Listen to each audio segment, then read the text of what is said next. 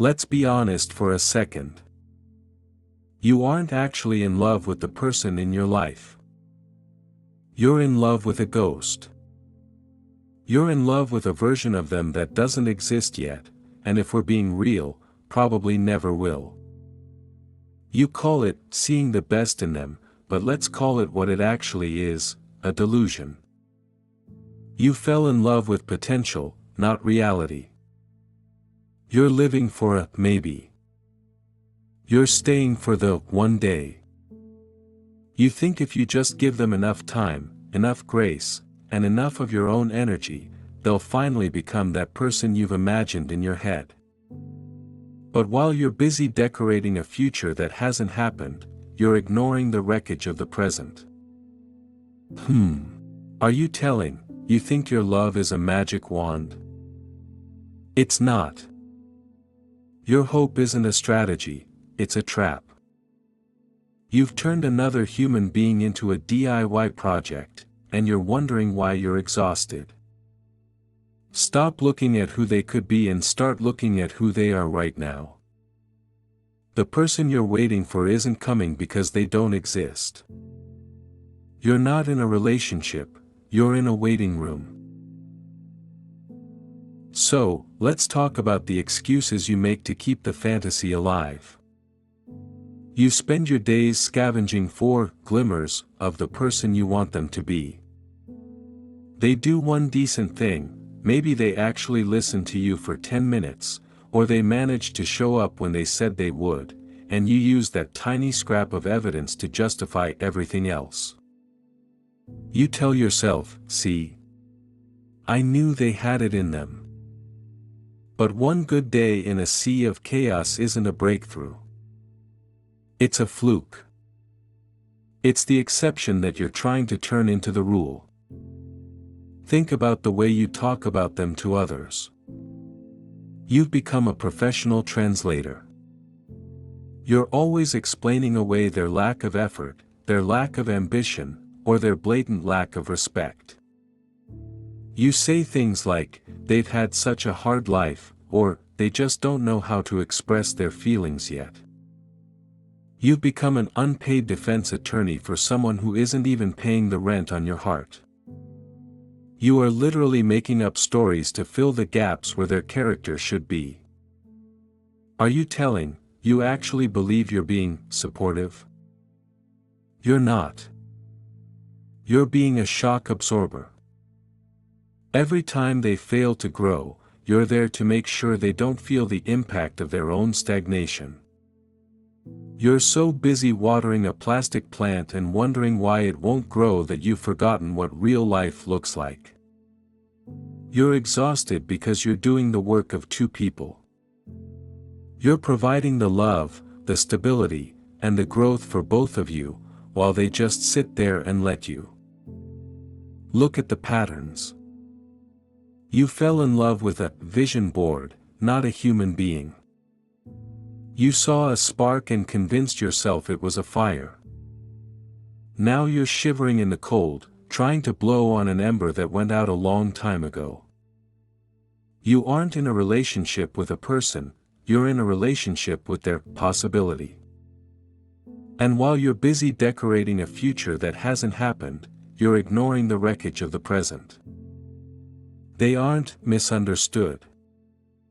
They aren't waiting for the right moment. They are exactly who they have shown you they are. Period. You keep waiting for the sequel, but this is the movie. This is the whole thing. The credits are rolling on the person you thought they could be, and yet here you are, sitting in an empty theater, waiting for a post-credits scene that isn't coming. Stop lying to yourself. If they wanted to be that person, they would be. You're not a partner, you're a project manager for a project that has already failed. Let's dismantle the potential trap once and for all. You think you're being a visionary, but you're actually just a victim of your own imagination. You aren't in a relationship with a person, you're in a relationship with a prototype. You've taken a few decent qualities, stitched them together with your own hopes, and created a version of them that simply does not exist. You're waiting for the real them to show up, not realizing that the person currently ignoring your needs, draining your bank account, or lying to your face is the real them. The most dangerous lie you tell yourself is that they just haven't realized who they could be yet. Trust me, they know. They see the pedestal you've built for them. They see the crown you're trying to force onto their head. And they are perfectly happy to let you keep holding it while they stay exactly where they are. Why would they ever change?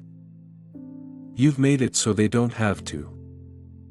You've turned yourself into a safety net that catches them every time they choose to be mediocre. You are literally funding their right to stay stagnant. Think about the growth you're waiting for. You're looking for ambition in someone who is comfortable being lazy. You're looking for loyalty in someone who only cares about their own ego. You're looking for depth in a puddle. You keep saying they have so much to offer, but when was the last time they actually offered it? Not promised it. Not talked about it. Actually delivered it without you having to beg, scream, or negotiate for it. You aren't a partner, you're a venture capitalist investing in a company that's already declared bankruptcy. You keep pouring your time, your youth, and your sanity into this investment, hoping the stock will rise. But the market has closed. The potential you're banking on is just a weapon they use to keep you around. They throw you a maybe or a someday whenever they feel you pulling away, and like a fool, you take the bait. You stay because you're afraid that the moment you leave, they'll finally become that amazing person for someone else. But here is the cold, hard truth. They won't. They aren't unlocked by the right person. They aren't a puzzle for you to solve. They are a finished product. This is the version. This is the quality of life they have chosen. If you died tomorrow, their potential wouldn't suddenly activate. They would just find someone else to sell the same fantasy to. Stop being the audience for a performance that never starts. You're losing your own life waiting for theirs to begin. Stop looking at the horizon for a version of them that hasn't arrived. Look at what is standing right in front of you. Not the person from the first few weeks who said all the right things. Not the person you've constructed in your head during the quiet moments when you're trying to justify why you're still there. Look at the version that exists today. If this, exactly what you are experiencing right now, was the absolute peak of what this relationship would ever be, would you stay? If they never changed another single thing about themselves, would you be okay with this life? Because that is the reality you are gambling with. You are betting your peace of mind on a maybe that has zero evidence behind it. You keep waiting for them to finally get it, but the truth is, they already get it. They understand exactly how much they can get away with while still keeping you around. They know exactly which buttons to push to reset your clock and make you wait another month, another season, another chapter. You aren't helping them, you are enabling a cycle that is hollow at the core. Think about the cost of this waiting room you've put yourself in. Every day you spend obsessing over their potential is a day you aren't living your own life. You are emotionally tethered to a project that has no deadline and no progress reports. You've become so focused on their hypothetical future that you've completely abandoned your own present. You are disappearing while trying to make them appear. Are you telling you think you're being patient? You're not. You're being stagnant. Patience is for a partner who is actually doing the work and hitting the milestones. What you're doing is just giving permission. You're giving them permission to be inconsistent, permission to be unreliable, and permission to treat your needs like a suggestion rather than a priority. You're waiting for a breakthrough that would require them to be a completely different person than the one they have proven themselves to be. The wake-up call isn't that they are bad. The wake-up call is that they are enough for themselves exactly as they are. They aren't looking for the exit you're trying to build for them. They are comfortable. You are the only one who is uncomfortable, which means you are the only one with a reason to move. Stop waiting for them to see the light. Turn the light on yourself and look at the room you're standing in. It's empty. It's cold. And the person you're waiting for isn't even in the building. It is time to stop being an architect for a building that has no foundation. You have spent so much energy drawing up blueprints for who they could be that you've completely neglected the reality of who they are. You've been living in a construction zone, waiting for the walls to go up, but the ground hasn't even been cleared. Empowerment doesn't start with them finally waking up, it starts with you finally accepting that they aren't going to. You need to take all that intensity you've been pouring into their potential, and dump it back into your own life. Think about what you could have built for yourself if you weren't so busy trying to fix someone who doesn't even think they're broken.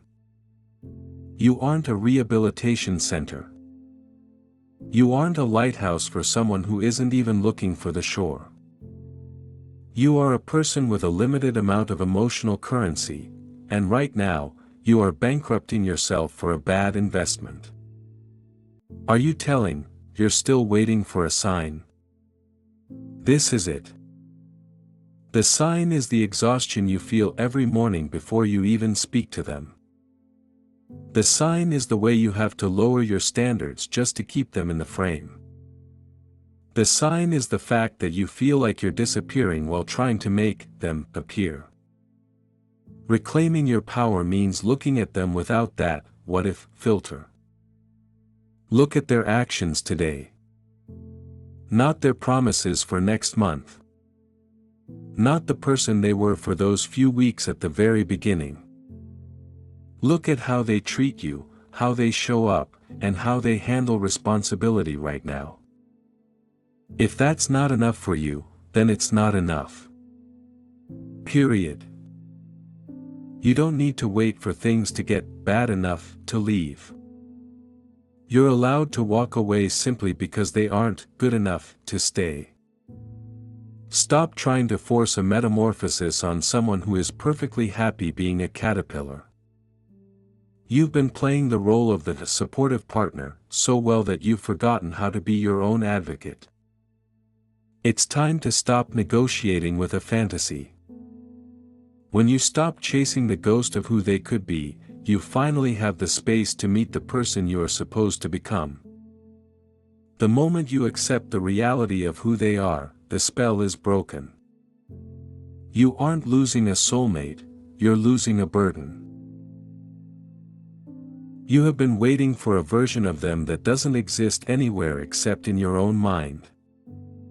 While you were busy defending their potential, they were busy showing you exactly who they are. You've treated their bare minimum like a down payment on a future that they have no intention of building. It isn't your job to provide the character they lack, and it isn't your job to wait around for a transformation that isn't happening. The weight you are carrying is a choice. You have been holding on so tight to the maybe that you've let the now become a prison. You don't need a grand epiphany, and you don't need them to admit they've let you down. You just need to look at the evidence. The evidence says they are comfortable with you being unhappy as long as they don't have to change. That is the person you are actually with. You already know the answer. The question is, will you finally act? If you decide to